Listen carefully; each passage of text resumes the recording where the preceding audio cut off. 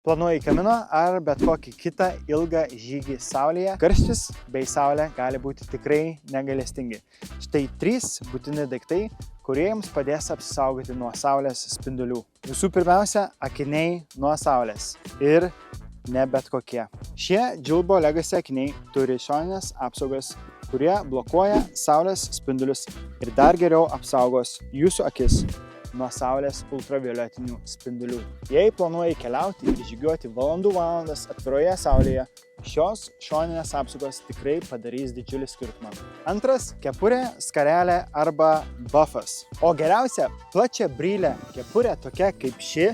Na, o jei reikėsi paprastą kepurę su snapeliu, nepamiršk pridengti kaklo su buffu.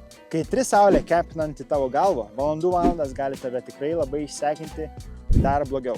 Todėl šešėlis visada tavo draugas. Krentu.